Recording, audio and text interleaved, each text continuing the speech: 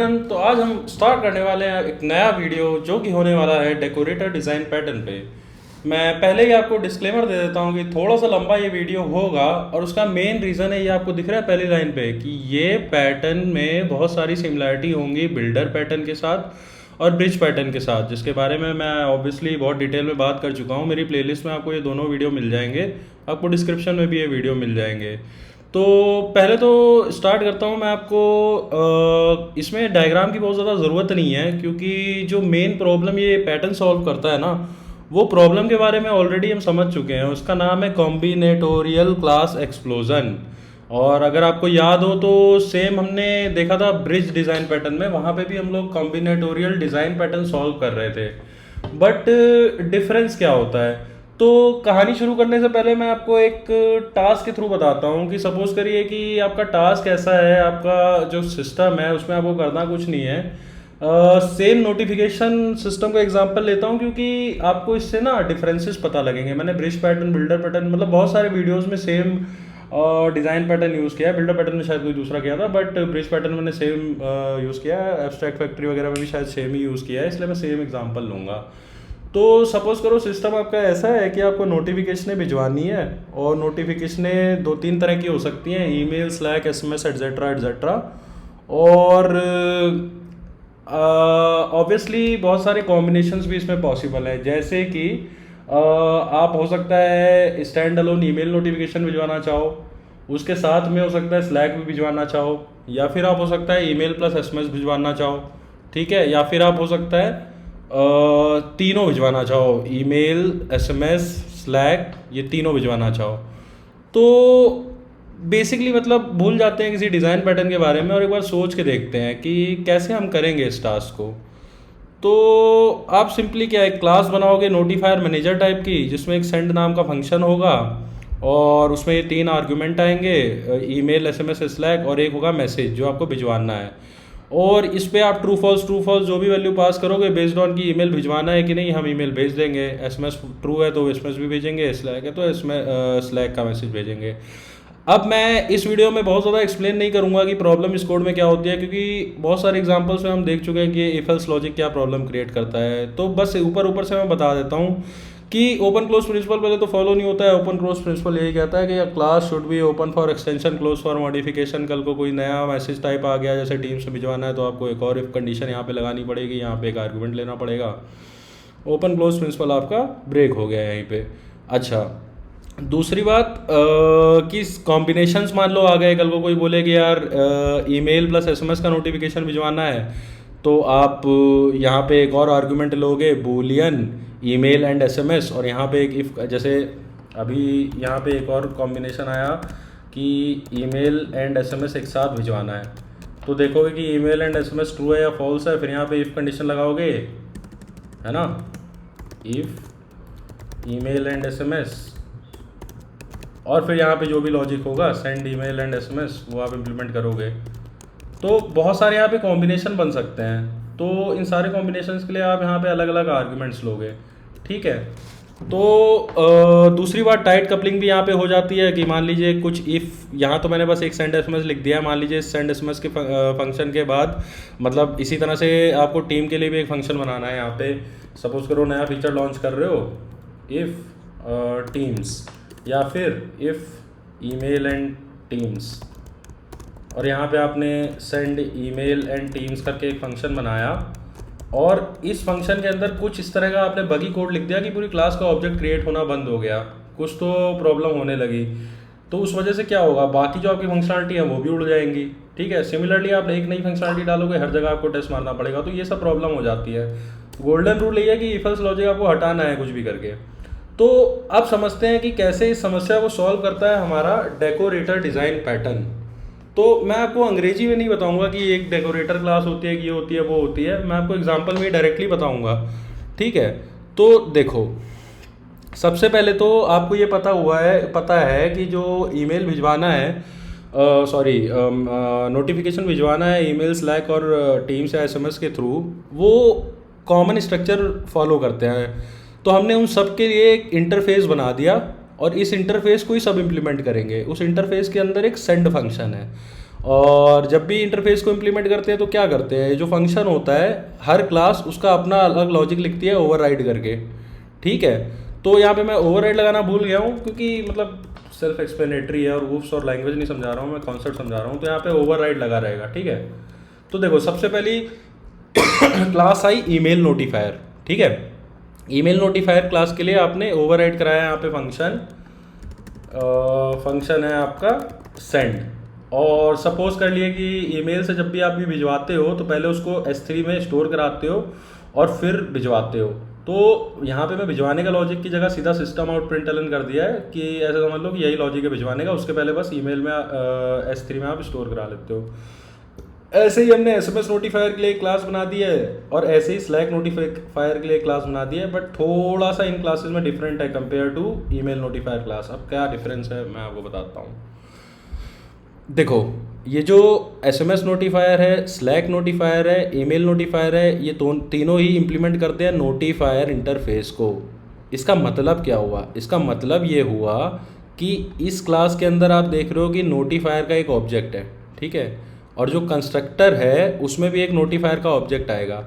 अब यहाँ पे वो सारी क्लासेस का ऑब्जेक्ट्स आ सकता है जिन जिन क्लासेस ने इम्प्लीमेंट किया है इस नोटिफायर इंटरफेस को, और उन सभी ऑब्जेक्ट को रेफरेंस दे सकता है ये नोटिफायर का ऑब्जेक्ट यहाँ पे। तो सपोज करो कि SMS नोटिफायर का एक ऑब्जेक्ट बना और उसमें आपने ईमेल नोटिफायर का ऑब्जेक्ट डाला कंस्ट्रक्टर में, तो भी SMS नोटिफायर के अंदर से आप ईमेल नोटिफायर को रिफ़र कर सकते हो, ठीक है। अब आते हैं कि क्योंकि इम्प्लीमेंट किया है तो फिर से ये भी ओवरराइड करेगा सेंड फंक्शन को। तो जब ये ओवरराइड करेगा तो इसमें देखो ये क्या कर रहा है, ये तो SMS भिजवाने की खुद की फंक्शनलिटी है। जैसे ईमेल में हमने देखा था कि पहले S3 में स्टोर करा रहे हैं, वैसे सपोज करिए कि SMS को हम पहले डायनेमो में स्टोर कराते हैं और फिर SMS भिजवाते हैं। बट SMS भिजवाने से पहले ये जो इसका नोटिफायर ऑब्जेक्ट है उसका सेंड फंक्शन कॉल करते हैं। तो जब इस क्लास का ऑब्जेक्ट बना था उसके कंस्ट्रक्टर में हमने जो भी यहाँ पे डाला था, सपोज करिए ईमेल नोटिफायर का ऑब्जेक्ट डाला था, तो ये सेंड फंक्शन उस ईमेल का पहले कॉल हो जाएगा, उसके बाद फिर SMS की प्रोसेसिंग होगी। सिमिलरली एक स्लैक नोटिफायर ले लेते हैं, एकदम सेम है इम्प्लीमेंटेशन, यहाँ पे भी एक नोटिफायर का ऑब्जेक्ट है। तो जब भी स्लैक नोटिफायर का हम लोग ऑब्जेक्ट बनाएंगे तो इसमें हम एक रेफरेंस पास करेंगे, वो रेफरेंस किसी भी क्लास का हो सकता है जो इस नोटिफायर इंटरफेस को इम्प्लीमेंट कर रही है ना। और सेम ये भी ओवरराइड करेगा सेंड फंक्शन को। अब जब ये ओवरराइड कर रहा है तो ये एग्जैक्टली सेम चीज़ कर रहा है जो हमने ऊपर देखी थी SMS क्लास के लिए। ये आपकी SMS क्लास कि पहले वो नोटिफायर का सेंड भेजता है, उसके बाद वो अपनी प्रोसेसिंग करता है। अब यहाँ पे सपोज करिए कि अमेज़ॉन का ऑन कॉल होता है, तो उसमें मान लीजिए स्लैक की नोटिफिकेशन आनी है, तो इसमें अमेज़ॉन ऑन कॉल पे स्लैक का नोटिफिकेशन आता है ना, और फिर ये सेंड हो जाता है मैसेज, ठीक है। तो यहाँ पे फ़ायदा क्या होगा ये समझते हैं, एक लाइन में आप समझ जाओगे फ़ायदा क्या है। मेन क्लास के अंदर हम ऐसे यूज़ करेंगे, देखो पहले हमने बनाया न्यू ईमेल नोटिफायर, तो ईमेल क्लास का ऑब्जेक्ट बना, ईमेल क्लास का अपना खुद का सेंड फंक्शन है, ठीक है। उस ऑब्जेक्ट को हमने कंस्ट्रक्टर में पास किया SMS नोटिफायर के, ठीक है। तो अब क्या होगा, SMS नोटिफायर क्लास का ऑब्जेक्ट बनेगा, उसमें यहाँ पे नोटिफायर में ईमेल नोटिफायर आया था, तो SMS नोटिफायर का ये जो नोटिफायर डेटा मेंबर है वो बेसिकली ईमेल नोटिफायर का एक ऑब्जेक्ट है। अब फर्दर जाते हैं, ये पूरी जो कहानी थी यानी SMS नोटिफायर का ऑब्जेक्ट, उसको हमने स्लैक नोटिफायर के कंस्ट्रक्टर में कॉल किया। तो अब ये स्लैक नोटिफायर बना है, उसका जो ये नोटिफायर डेटा मेंबर है उसके अंदर SMS नोटिफायर का ऑब्जेक्ट आया है ना। ये देखो आप SMS नोटिफायर का ऑब्जेक्ट। अब देखो जब हम n डॉट सेंड करेंगे, ये n डॉट सेंड करेंगे, तो ये सेंड फंक्शन जो होगा वो स्लैक नोटिफायर का पहले कॉल होगा और इस मैसेज के साथ कॉल होगा। तो स्लैक नोटिफायर का सेंड फंक्शन है, मैसेज है सर्वर डाउन, है ना, ये वाला फंक्शन कॉल होगा और पहले वो इसके नोटिफायर का सेंड कॉल करेगा। इसका नोटिफायर कौन था, SMS नोटिफायर, तो वो जाएगा SMS नोटिफायर पे और SMS नोटिफायर का सेंड फंक्शन कॉल करेगा सेम मैसेज के साथ। मैसेज क्या था, सर्वर डाउन। अब SMS नोटिफायर फर्दर क्या करेगा, पहले वो अपने नोटिफायर का सेंड मैसेज कॉल करेगा। अपने नोटिफायर का सेंड मैसेज मतलब जब हमारी SMS नोटिफायर क्लास बनी थी तो उसके कंस्ट्रक्टर में हमने ईमेल नोटिफायर डाला था। तो SMS नोटिफायर का ये जो नोटिफायर डेटा मेंबर है वो ईमेल नोटिफायर को पॉइंट कर रहा है। तो ईमेल नोटिफायर का सेंड फंक्शन कॉल होगा। जब ईमेल नोटिफायर का सेंड फंक्शन कॉल होगा तो यहाँ पे हम लोग आएंगे। अब इस क्लास के सेंड फंक्शन में सीधा सीधा सिंपल लॉजिक है कि ईमेल S3 में स्टोर कराओ और फिर सेंड कराओ। ठीक है, तो सबसे पहले ईमेल स्टोर हो गया S3 में, सेंड हो गया, फिर आएगा दूसरी लाइन SMS नोटिफायर की। तो अब SMS की लॉजिक इम्प्लीमेंट होगा। तो पहले SMS डायनमो में जाएगा, फिर SMS सेंड होगा, फिर फाइनली यहाँ से स्टार्ट हुआ था हमारा स्लैक नोटिफायर से, जिसमें नोटिफायर सेंड का कॉल अब ख़त्म हो चुका है। अब AWS का अलार्म ट्रिगर होगा और स्लैक नोटिफिकेशन चला जाएगा। तो आप देख रहे हो कि एक ये फ़ायदा इससे क्या हो रहा है ना, कि सपोज करो कल को आप चाहते हो, यहाँ पे तो आप ईमेल भी भिजवा रहे हो, SMS भी भिजवा रहे हो, स्लैक भी भिजवा रहे हो। कल को आप चाहते हो कि आपको केवल ईमेल और स्लैक भिजवाना है, SMS नहीं भिजवाना है, तो आपको ये मेन क्लास है, ठीक है, आपको एग्जिस्टिंग कोड में कुछ भी चेंज नहीं करना होगा। बस आपको यहाँ से SMS नोटिफायर आपको नहीं भिजवाना है ना, SMS नोटिफायर हटा दो, तो ईमेल नोटिफायर का एक ऑब्जेक्ट बनेगा और जो स्लैक नोटिफायर क्लास है उस स्लैक नोटिफायर के कंस्ट्रक्टर में ये ईमेल नोटिफायर जाएगा और स्लैक नोटिफायर का डेटा मेंबर पॉइंट करेगा उसको। तो अब अगर जब आप सेंड फंक्शन, मान लो ये N2 है और नीचे आप N2 डॉट सेंड करते हो,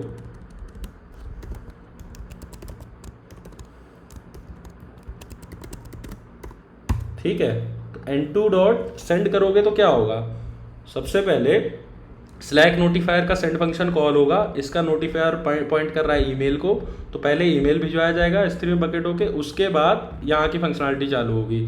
अब रियल वर्ल्ड एग्जांपल ऐसे ले लो यार कि चलो अमेज़ॉन का ही ले लेते हैं। मतलब सुनने में आया है कि वहाँ पे एक ऑन कॉल वाला सिस्टम होता है, जिसमें रात में सुबह कभी भी एक आपका अलार्म बजता है और उस टाइम में आपको उठना होता है जब भी कोई बग आते हैं। तो अब थोड़ा ऐसे समझ लेते हो कि यार यूज़ केस आपका कुछ ऐसा है कि ऑफिशियल कम्युनिकेशन तो हमेशा ईमेल पे ही होते हैं, है ना। जैसे आप आपकी कॉर्पोरेट कंपनी है, ठीक है, वहाँ से आपको कोई मैसेज आना है तो वेरी रेयरली ऐसा होता है कि वो लोग SMS भेज रहे हैं, व्हाट्सएप भेज रहे हैं या फिर स्लैक भेज रहे हैं।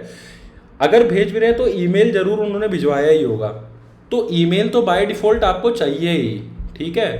तो जो भी क्लास ऐसी है जो आपको ऑब्वियसली चाहिए ही, उस क्लास का ऑब्जेक्ट ऐसा बनेगा, उसमें कोई नोटिफायर डेटा मेंबर नहीं होगा, क्योंकि ये बेस क्लास है, ये आपको चाहिए ही, ठीक है। और इस क्लास को बनाने के लिए मतलब इसकी डिपेंडेंसी कहीं पे भी नहीं है, इसलिए इस क्लास को बनाने के लिए आपको कोई दूसरी और क्लास का ऑब्जेक्ट ऑलरेडी क्रिएटेड नहीं चाहिए, ठीक है। बस यूज़ केस ऐसा है कि अगर मान लो ऑन कॉल पे बहुत ही तगड़ा मैसेज है, मतलब कोई बग बहुत खतरनाक सा आ गया है, तो वो लोग सोचेंगे यार ईमेल हो सकता है बंदे ना देखा हो, मैं उसको स्लैक के साथ भिजवा देता हूँ। तो उस केस में आप क्या करोगे, स्लैक नोटिफायर का ऑब्जेक्ट बनाओगे, उसके ऊपर ईमेल नोटिफायर का बनाओगे और सेंड फंक्शन भिजवा दोगे। अब कल को मान लो ऐसा आया कि बहुत ही अर्जेंट प्रायोरिटी का बग है, उसमें आप कह रहे हो कि चलो यार SMS के साथ भिजवाना है, स्लैक भी भिजवाना है, नोटिफायर भी भिजवाना है, तो आप ऐसे ऑब्जेक्ट बना दोगे, है ना। तो इस तरह से चीज़ें काम करती हैं यहाँ पे कि आप देखो मल्टीपल कॉम्बिनेशन थे, है ना। आप ईमेल भिजवा सकते हो, ईमेल SMS के साथ भिजवा सकते हो, ईमेल SMS और स्लैक तीनों साथ में भिजवा सकते हो, है ना। ये सारी पॉसिबिलिटी थी। इन सारी पॉसिबिलिटी को इम्प्लीमेंट करने के लिए हमें एग्जिस्टिंग कोड में क्लासेस में कोई छेड़छाड़ नहीं करनी पड़ी, क्लाइंट कोड से ही हमने सब कुछ हैंडल कर दिया। अगर हम डायरेक्टली बिना डिज़ाइन पैटर्न के इस तरह से इम्प्लीमेंट करते तो यहाँ पे हमें बार बार छेड़छाड़ करनी पड़ती एग्जिस्टिंग कोड पे। तो बस इसी प्रॉब्लम को सॉल्व करता है हमारा ये डेकोरेटर डिज़ाइन पैटर्न। अब आते हैं CBSE बोर्ड पे। तो CBSE बोर्ड ये कहता है कि यार डेकोरेटर डिज़ाइन पैटर्न में एक होती है बेस कंक्रीट क्लास। तो हमारे इस एग्जाम्पल में बेस कंक्रीट क्लास क्या हो गई, ईमेल क्लास, जो कि बेस क्लास है जिसको बनाने के लिए डिपेंडेंसी किसी और अदर क्लास में नहीं है ना। बट SMS नोटिफायर या स्लैक नोटिफायर में आप देखोगे कि कंस्ट्रक्टर ऑलरेडी एक ऑब्जेक्ट चाहता है दूसरी क्लास का जो इस नोटिफायर इंटरफेस को इम्प्लीमेंट कर रही है। दैट मीन्स कि it is not a base class, we call it decorator class, क्योंकि ये सिर्फ डेकोरेट करती है बेस को, है ना। तो इसीलिए इसको कहते हैं डेकोरेटर डिज़ाइन पैटर्न। अब यार एक चीज़ और समझते हैं कि ये जो कॉम्बिनेटोरियल क्लास एक्सप्लोजन का एग्जांपल था, आप ब्रिज डिज़ाइन पैटर्न पे जाओगे, वो भी सेम चीज़ ही कर रहा था। तो मैं बहुत डिटेल में तो आपको यहाँ नहीं बताऊंगा कि डिफरेंस क्या है, बट आप अगर मेरा वो वीडियो देखोगे ना तो आपको डिफरेंस पता लगेगा। देखो मेन बस एक ही डिफरेंस है कि हम लोग उस पैटर्न में, ब्रिज डिज़ाइन पैटर्न में क्या कर रहे थे ना, ब्रिज डिजाइन पैटर्न में कॉम्बिनेटोरियल एक्सप्लोजन तो सॉल्व होता ही है, बट उसका मेन पर्पस क्या होता है? उसका मेन पर्पस होता है हाउ और वाट, सिस्टम के हाउ और वाट को अलग अलग करना। तो जैसे कि अगर रिक्वायरमेंट आपको ये होती कि आप डिफरेंट टाइप की नोटिफिकेशन भिजवाना चाहते हो, ठीक है भाई, ईमेल से भिजवाना, एसएमएस से भिजवाना, स्लैक से भिजवाना, ये तो तरीके हैं कैसे भिजवा रहे हो, हाउ, बट क्या भिजवा रहे हो? हमारे करंट एग्जाम्पल पे तो हम सीधा मैसेज ही भिजवा रहे हैं, बट ऐसा भी हो सकता है कि हम रिमाइंडर भिजवाना चाहें, कि अलर्ट भिजवाना चाहें, है ना। तो अलर्ट, रिमाइंडर, ये सब हो गया व्हाट, और हाउ क्या हो गया, कैसे भिजवा रहे हो। तो वहाँ पे हम लोग ब्रिज डिज़ाइन पैटर्न में क्या करते थे, हम लोग हाउ की अलग अलग क्लासेस बना लेते थे, जैसे एसएमएस सेंडर, ईमेल सेंडर, और या फिर आपका हो गया स्लैक सेंडर, और वॉट की अलग अलग क्लासेस बना लेते थे, जैसे कि रिमाइंडर मैसेज, अलर्ट मैसेज, ठीक है, बैंक ट्रांजैक्शन मैसेज। तो वहाँ पे प्रॉब्लम क्या आ रही थी कि जैसे आप एक टाइप, कोई भी एक टाइप उठा दो, अलर्ट मैसेज उठा लो, अब अलर्ट मैसेज को भिजवाने के 3 तरीके हैं। हाउ क्या है? 3 है, स्लैक से भिजवा दो, एसएमएस से भिजवा दो, या फिर ईमेल से भिजवा दो। तो अगर आपको अलर्ट भिजवाना है और आप ब्रिज डिज़ाइन पैटर्न नहीं यूज़ करते, आप नॉर्मली इस तरह का कुछ यूज़ करते, तो आप इफेल्स लगाते, जहाँ पे आपको या तो आप अगर ये ना भी लगाते, सपोज करो अलग अलग क्लासेस आप बनाते, आप कहते कि यार मुझे अलर्ट भिजवाना है ईमेल के थ्रू, एक क्लास उसके लिए भिजवा दो, एक अलर्ट बनाना है एसएमएस के थ्रू, एक क्लास उसके लिए बना दो, एक अलर्ट भिजवाना है स्लैक के थ्रू, उसके लिए एक क्लास बना दो, 3 क्लास तो ये बन गई। अब मान लो जो वॉट है, वॉट मतलब टाइप ऑफ नोटिफिकेशन, वो बदल गया है। अलर्ट की जगह आप आपको रिमाइंडर भिजवाना है, तो रिमाइंडर भी आप ईमेल के थ्रू भी भिजवा सकते हो, रिमाइंडर आप स्लैक के थ्रू, एसएमएस के थ्रू भी भिजवा सकते हो, तो 3 क्लास फर्दर बनाते हैं। वो वाला कॉम्बिनेटोरियल एक्सप्लोजन को सॉल्व कर रहा था ब्रिज डिज़ाइन पैटर्न, जहाँ पे व्हाट और हाउ को सेग्रीगेट करना था हमें। तो मेन चीज़ क्या है रिक्वायरमेंट, कि जब व्हाट और हाउ सिस्टम का है उसको आपको सेग्रीगेट करना है, और कॉम्बिनेटोरियल पॉसिबिलिटी बन रही है तो ब्रिज डिज़ाइन पैटर्न यूज़ करो, जहाँ पे हमें व्हाट और हाउ को सेग्रीगेट नहीं करना है, ठीक है। हमारा मेन फोकस बस ये है कि हमारा एक बेस नोटिफिकेशन तो होगा ही, जो ईमेल के फॉर्म में होगा, ऑन टॉप ऑफ इट ऐसी रिक्वायरमेंट आ सकती है कि हम ईमेल के साथ साथ एसएमएस भी भिजवाएं, ईमेल के साथ साथ स्लैक भी भिजवाएं, या ईमेल के साथ स्लैक और वो क्या बोलते हैं, ईमेल के साथ स्लैक और एसएमएस तीनों भिजवाएं। तो उस तरह की चीज़ों को सॉल्व करने के लिए डेकोरेटर पैटर्न यूज़ करता है। अब देखो, ये पहली लाइन में मैंने आपको बोला कि ब्रिज पैटर्न के साथ इसकी सिमिलैरिटी थी, वो मैंने क्लियर कर दी। बिल्डर पैटर्न के साथ भी इसकी सिमिलैरिटी है, वो मैं अब क्लियर करता हूँ। तो ये जो नोटिफिकेशन वाला एग्जांपल स्पेसिफिकली मैंने सिर्फ इसीलिए लिया था ताकि ब्रिज पैटर्न के साथ मैं कंपेयर इसको कर पाऊँ। सिमिलरली ये जो एग्जांपल मैंने अभी आपको दिखाया जिसको हम सॉल्व कर सकते हैं डेकोरेटर पैटर्न के लिए, एक और एग्जांपल मैं आपको बताता हूँ। हम पिज्ज़ा का एग्जांपल ले लेते हैं। तो कोई भी पिज्ज़ा हो यार, उसमें पिज़्ज़ा बेस तो रहता ही है ना।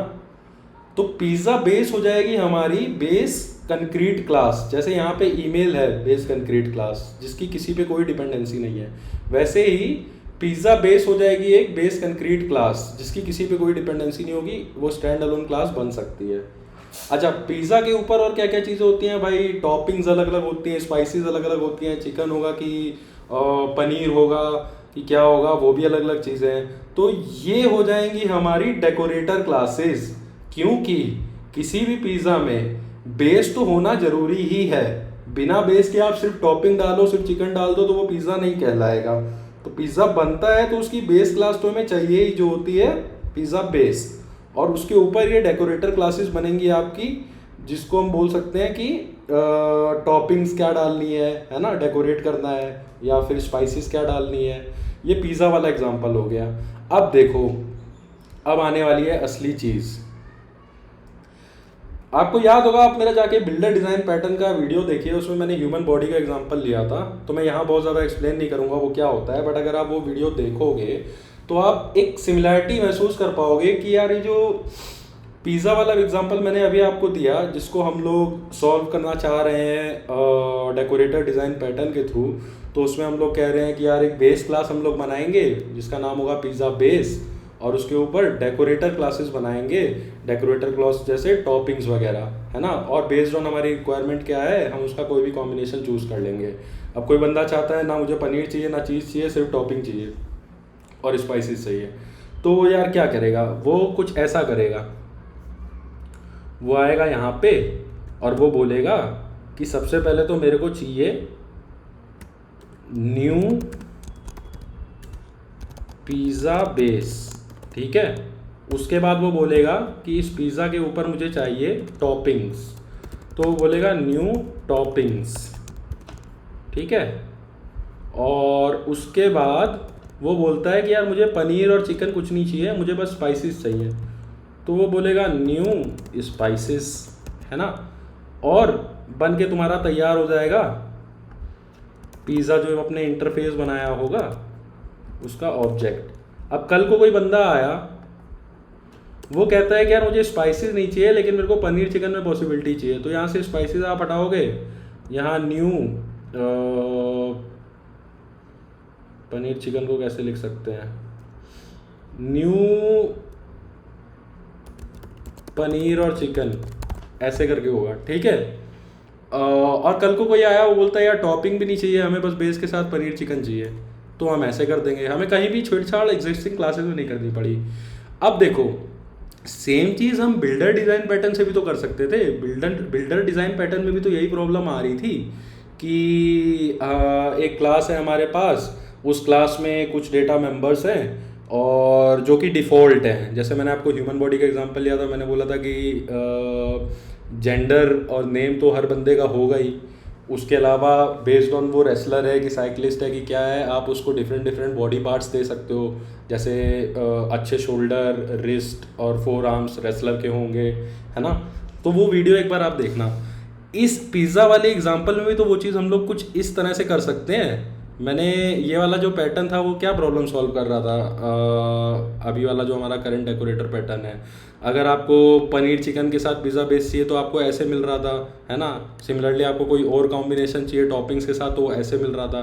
बिल्डर डिज़ाइन पैटर्न के भी थ्रू भी तो हम लोग ये चीज़ कर सकते हैं भाई। अगर बिल्डर डिज़ाइन पैटर्न से हम लोग इस प्रॉब्लम को सॉल्व करते तो हम लोग एक नॉर्मल क्लास बनाते जिसमें हम बहुत सारे पैरामीटर रखते, जैसे कि पिज़्ज़ा बेस और टॉपिंग चिकन वेज वगैरह वगैरह, और इनिशियली सारी चीज़ें फॉल्स रहती और सारी डिफ़ॉल्ट डेटा मेंबर्स के लिए हम एक एक फंक्शन बनाते जो कि रेफरेंस देता दिस का रेफरेंस का मतलब कि सपोज करो आपके पास ये क्लास है, उस क्लास का आपके पास नीचे ऑब्जेक्ट है, उस ऑब्जेक्ट से आपने ये सेंड फंक्शन कॉल किया और इस सेंड फंक्शन ने हाइपोथेटिकली यहाँ पे दिस रिटर्न कर दिया।